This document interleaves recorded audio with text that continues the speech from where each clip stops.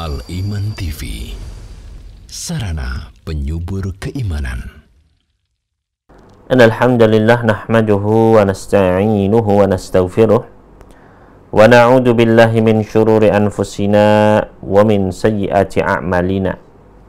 Man yahdihillahu fala mudhillalah wa man yudlil fala hadiyalah.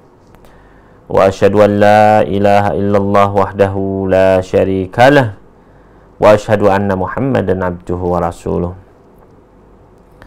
Ya ayyuhalladzina amanu taqullaha haqqa tuqatih wa la tamutunna illa wa antum muslimun.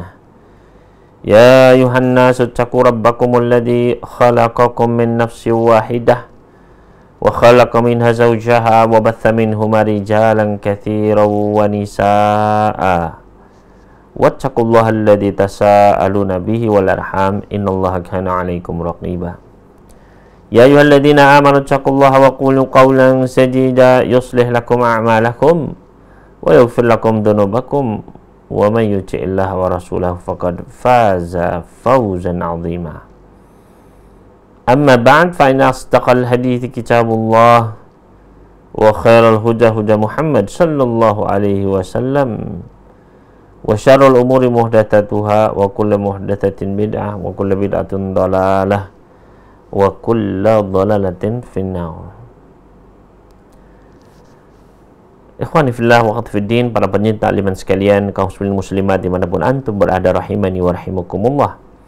Alhamdulillah, pertama-tama marilah kita senantiasa panjatkan puji syukur kita kehadirat Allah Jalla fi'ulah atas kenikmatan demi kenikmatan yang masih Allah curahkan kepada kita sekalian. Di antaranya adalah nikmat perjumpaan. Allah memberikan taufik, memberikan pertolongan kepada kita sekalian hingga pada siang hari ini kita bisa berjumpa kembali dalam rangka untuk tafaqquh fiddin, memperdalam pengetahuan kita tentang agama Islam, agama yang Allah ridhai ini. Mudah-mudahan Allah menambahkan kepada kita sekalian tambahan ilmu yang bermanfaat, tambahan keimanan, dan juga keistiqomahan untuk terus berada di atas petunjuk Allah dan Rasulnya hingga ajal menjemput kita. Allahumma amin. Ma'asyiral muslimin, para pecinta iman rahimani wa rahimakumullah. Pada pertemuan sebelumnya kita sudah membahas tentang amalan-amalan di waktu yang ketiga. Ya, waktu yang pertama sebelum subuh.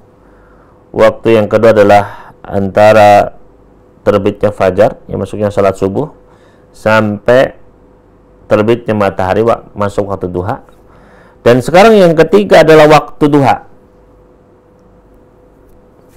Dan di antara perkara yang disunahkan terkait dengan waktu duha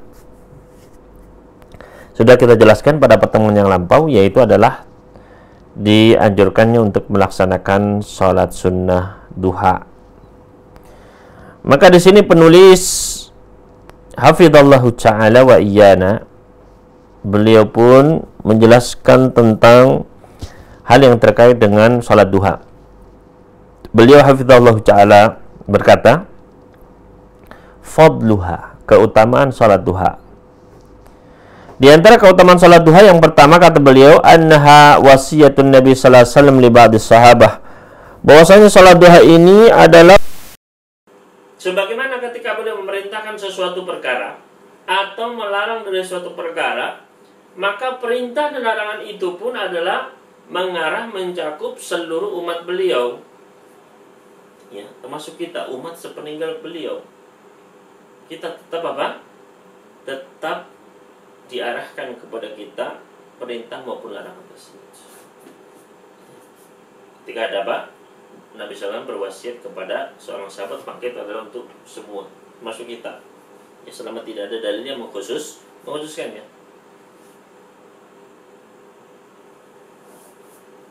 Hatta ya'tiya dalilun yadullu 'alal khususiyah. Ya, kecuali hingga datang adanya dalil yang menunjukkan bahwasanya wasiat tersebut khusus bagi sahabat tersebut.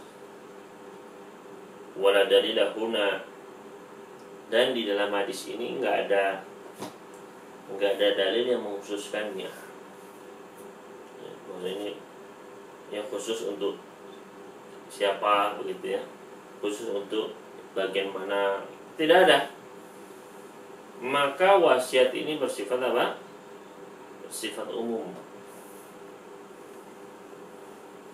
Wala dalil huna, tidak ada dalil yang menunjukkan bahwasanya hadis ini adalah untuk para istri Nabi ya, atau para sahabat yang tinggal di situ, tapi ini untuk semuanya. Wasiat dari Nabi alaihissalatu wassalam. Maka ketika Nabi sallallahu alaihi wasallam mewasiatkan kepada beberapa orang sahabat, yaitu dia sahabat Abu Hurairah, sahabat Abu Darda, dan sahabat Abu Dar, semuanya diwasiatkan salat duha. Maka ini tidak terbatas hanya bagi 3 orang itu saja, maka kita sebarkan juga kepada yang lain ya.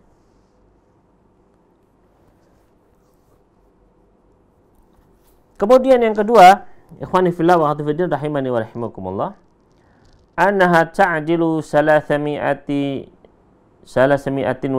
sadaqatan, yaitu bahwasannya salat duha ini sebanding dengan pahala 60 sedekah.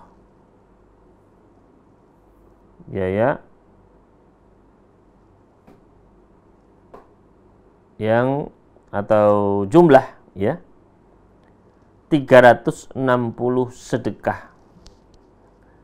Kenapa? Sebagaimana disebutkan di dalam hadis Abu Dar radhiyallahu anhu ya, yang sudah pernah kita jelaskan, diriwayatkan oleh Imam Muslim ya.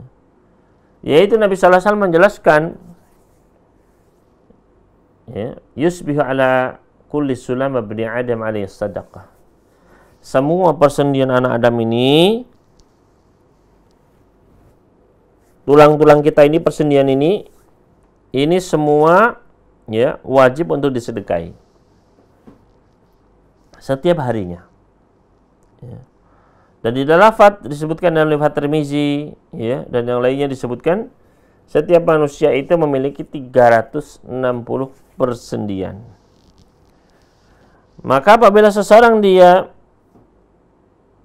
bersabar menjalankan perintah Allah Subhanahu wa taala ya, maka saat itu dia akan mendapatkan pahala yang besar, pahala dari kesabarannya.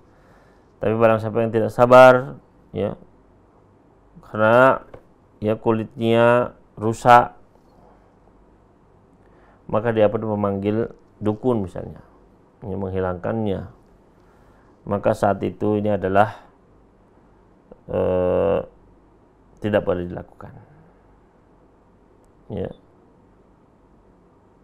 Maka sholat duha ini sebanding dengan 360 sedekah. Annaha ta'dilu salasumi'ati tin wasittina sadaqatan, sebagaimana disebutkan dalam hadis Abu Dar.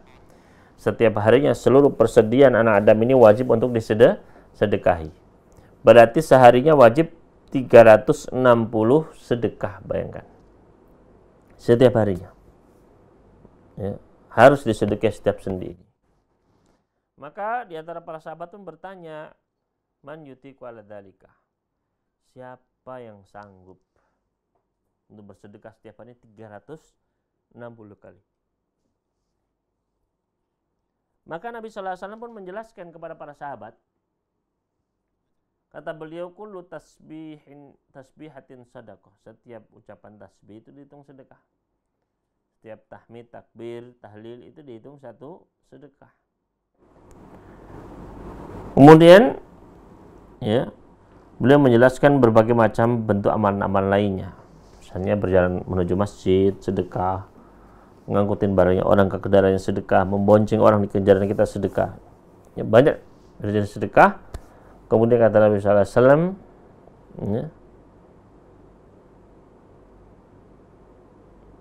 beliau pun setelah menyebutkan hal tersebut, beliau pun bersabda, wa yakfi min dzalika kulli rak'ataini yanaqumu min ad-duha, mencukupi semuanya. Enggak usah kita capek-capek ngitung-ngitung sudah berapa kali tasbih, berapa kali tahmid ya, sudah berapa sedekahnya. Cukup dengan apa? 2 rakaat yang dilaksanakan di waktu duha. Maka impas sudah 360 sendi itu plus mendapatkan pahala dari Allah Subhanahu wa taala. Ya, maka ini bentuk kemurahan Allah Subhanahu wa taala.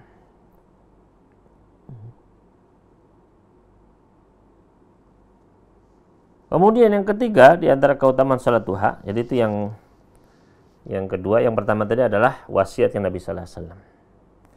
Yang kedua di antara keutamaan salat adalah dia sebanding dengan 360 kali sedekah. Ya, karena dengan salat sudah cukup. Ya, dengan salat 2 rakaat maka yang 360 itu sudah impas. Dan ini menunjukkan apa? Menunjukkan banyaknya dosa-dosa manusia. Menunjukkan apa? Banyaknya dosa-dosa manusia. Artinya bisa jadi kita itu memproduksi dosa dan dosa terus. Ya termasuk seperti ini, hadis ini. Ya. Anak manusia wajib untuk bersedekah 360 untuk semua sendi. 360 kali. Kalau enggak, ya berarti dosa. Ya. Maka ini menyebabkan apa? Akan bertumpuknya dosa demi dosa di situ. Ya.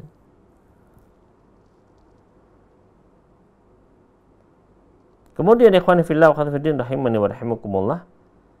Dan jangan dianggap dosa-dosa itu adalah dosa kecil. Ya, ini kan dosa kecil Ustaz, ya. Maka hendaknya kita mengetahui bahwasannya dosa sekecil apapun nanti akan dituntut di hadapan Allah Subhanahu wa taala. Ya.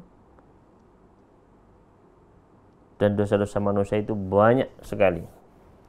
Makanya Nabi sallallahu alaihi wasallam menggambarkan banyaknya dosa manusia, kata beliau, ya, maniktan akal min ghairi dir'in wala harthin, barang siapa yang memelihara ternak bukan untuk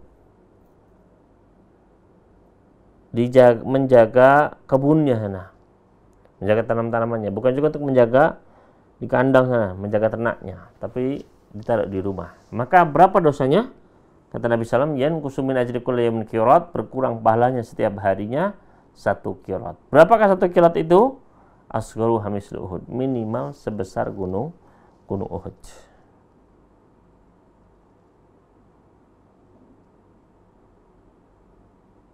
Nah, ini menunjukkan apa? Menunjukkan betapa banyaknya dosa-dosa manusia. Jangan dianggap remeh. Makanya Allah dan Rasulnya sering memberikan banyak sekali permisalan. Ya, seandainya manusia itu membawa dosa sepenuh buih di lautan, sebanyak pasir di padang pasir sana, ya.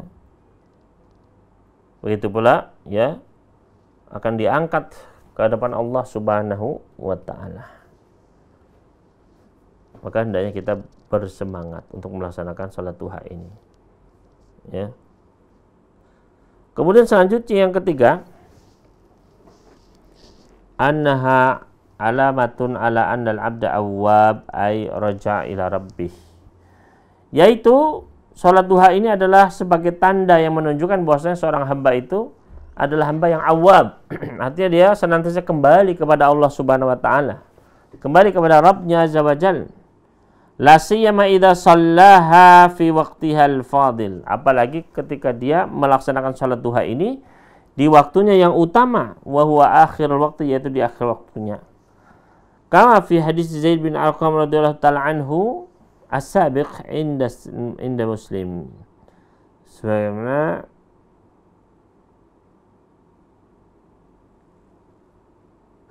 ini adalah yang menunjukkan bahwasanya seorang hamba itu dia awwab, ya, kembali kepada Allah Subhanahu wa taala. Apalagi ketika dia mengerjakan salat duha ini di waktunya yang utama, yaitu di akhir waktunya. Yang sudah pernah kita bahas di hadis Zaid bin Arqam, yaitu Nabi SAW pernah bersabda, salatul awwabina hina tarmudul fisalu. Salatnya orang-orang yang awwabin, yang kembali kepada Allah, itu adalah ketika anak-anak onta mulai kepanasan.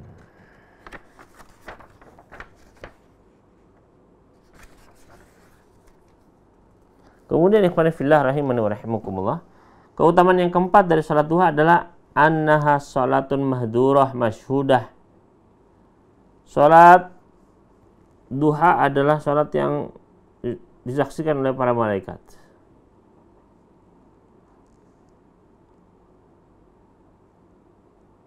Bahwasanya salat duha adalah salat yang mahdurah, masyhudah, disaksikan oleh para malaikat.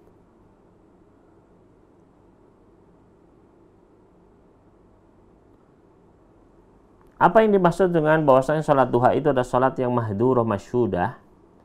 Yaitu tasyhaduhal malaikah kama fi hadis Amr bin Absah radhiyallahu anhu as-sabiq 'inda Muslim. Yaitu bahwasanya para malaikat itu menyaksikan, mereka hadir.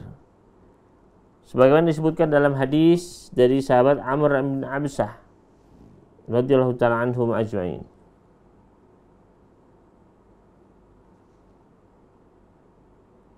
Berkata Imam An-Nawawi rahimahullahu ta'ala, adapun sabda Nabi sallallahu alaihi wasallam, fa innas salata masyhudatun mahdurah, karena sesungguhnya salat itu adalah masyhudah, disaksikan, mahdurah, dihadiri, ay tahduruhal malaikah, yaitu dihadiri oleh para malaikat. Fahiya aqrabu ilal qabul, maka para malaikat ini lebih bisa untuk menerima, ya, wa husulur rahmah, dan memperoleh rahmat kasih sayangnya. Ya. Jadi di antara keutamaan salat duha, ya, yaitu keutamaan yang pertama itu adalah wasiatnya Nabi sallallahu alaihi wasallam kepada para sahabat, yang artinya adalah wasiat juga bagi kita sekalian. Yang kedua adalah salat duha itu, ya, sebanding dengan salat yang sebanding dengan pahalanya, yaitu 360 persendian. Kemudian keutamaan yang keempat, atau yang ketiga, salat duha adalah tanda hamba itu adalah hamba yang awab, yang senantiasa kembali kepada Allah Subhanahu wa taala. Dan yang keempat, annaha salatun mahdurah masyhudah. Salat duha adalah salat yang mahdurah, dihadiri oleh para malaikat. Kemudian berkata Imam An-Nawawi tadi ucapannya, ya, bahwasanya dengan turunnya malaikat tersebut, maka disitulah akan mendapatkan rahmat.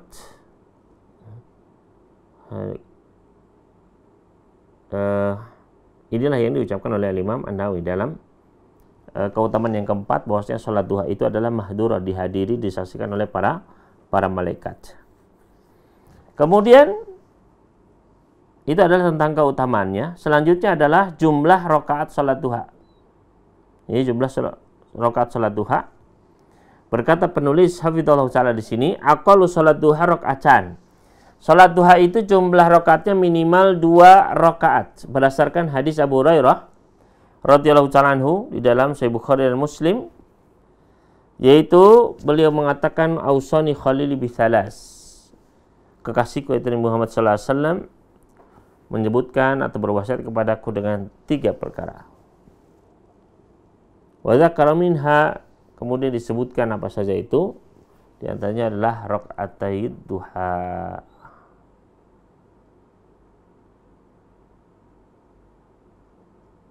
Hadis tadi adalah hadis yang sahih diriwayatkan oleh Bukhari dan Muslim. Ya.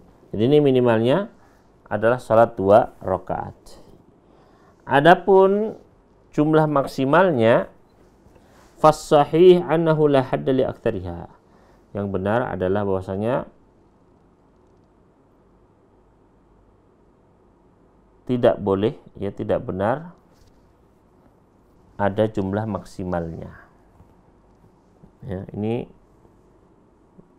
beliau di sini sepertinya merujukan bahwasanya salat duha itu tidak ada batasannya, boleh 2 terus, ya. Khilafan liman haddaha bi 8 rakaat.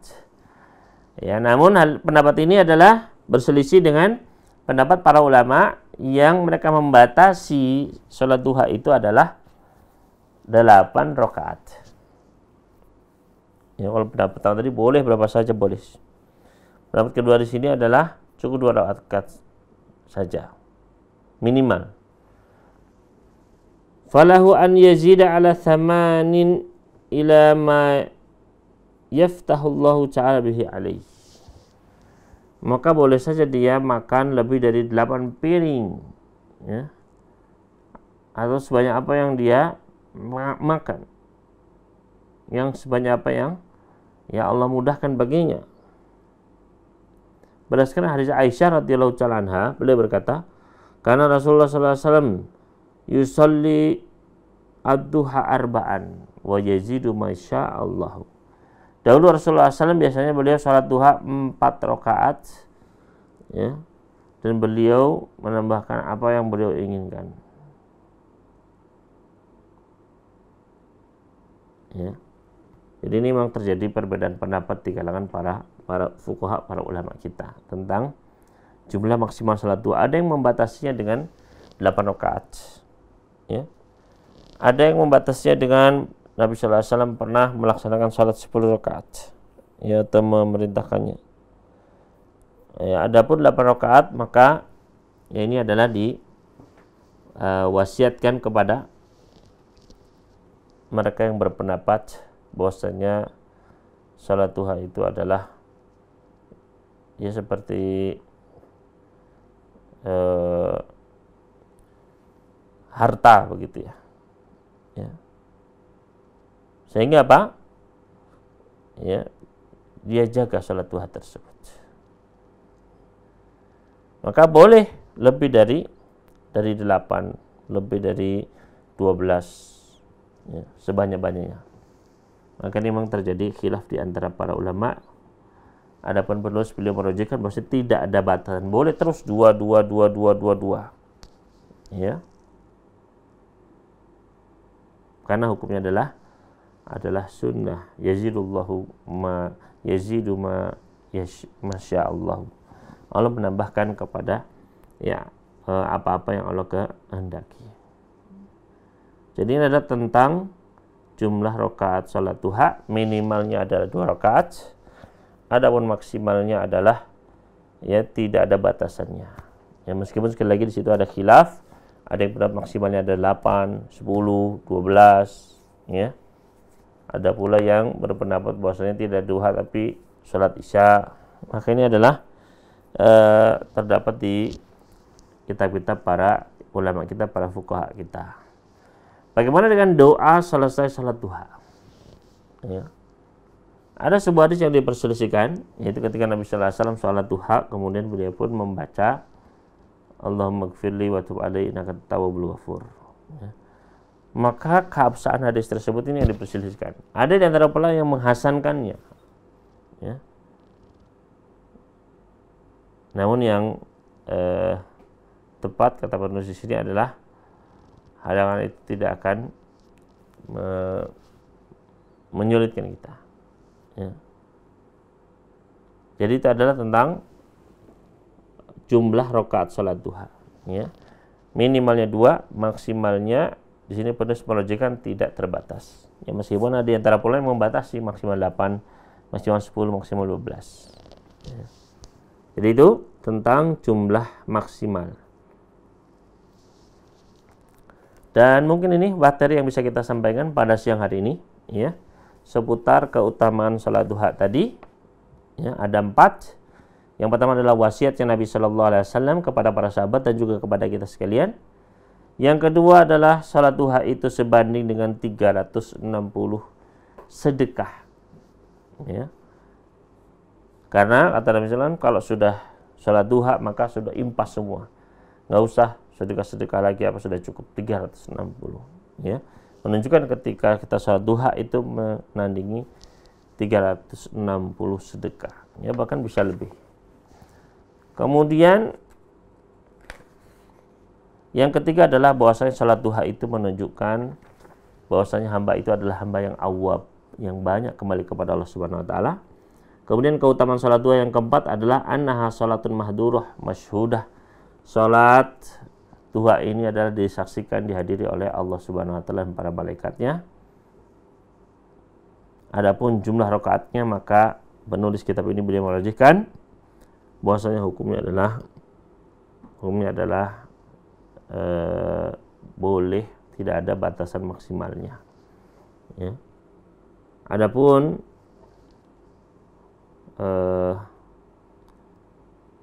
di antara para ulama yang membatasi, maka ada yang membatasi 8 ya atau lebih. Itu adalah batasannya. Memang ada yang berpendapat 8, ada yang berpendapat 10 ya. Ada yang berpendapat 12 dan ya ada yang berpendapat bahwasanya tidak ada batasnya, mutlak saja. Ya, dan ini yang dirajikan oleh penulis, wallahu ta'ala alam. Ini mungkin yang bisa kita sampaikan dari materi tentang keutamaan salat duha dan jumlah rakaatnya. Para hadirin sekalian, pemirsa liman rahimani wa rahimakumullah, yang kami memohon kepada Allah Subhanahu wa taala dengan nama-namanya yang Maha Agung dan sifat-sifat yang Maha Sempurna, mudah-mudahan Allah Subhanahu wa taala mengampuni kesalahan-kesalahan kita, kekeluaran-kekeluaran kita, dan menutup aib-aib kita baik di dunia maupun di akhirat.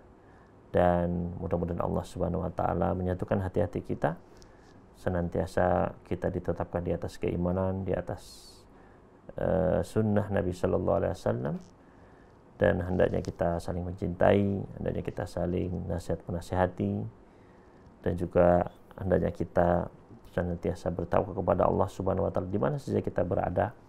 Dan mari kita laksanakan sunnah-sunnah Nabi sallallahu alaihi wasallam, karena disitulah letak keselamatan, disitulah letak keridhaan Allah Subhanahu wa taala ketika nanti berjumpa dengan para hambanya.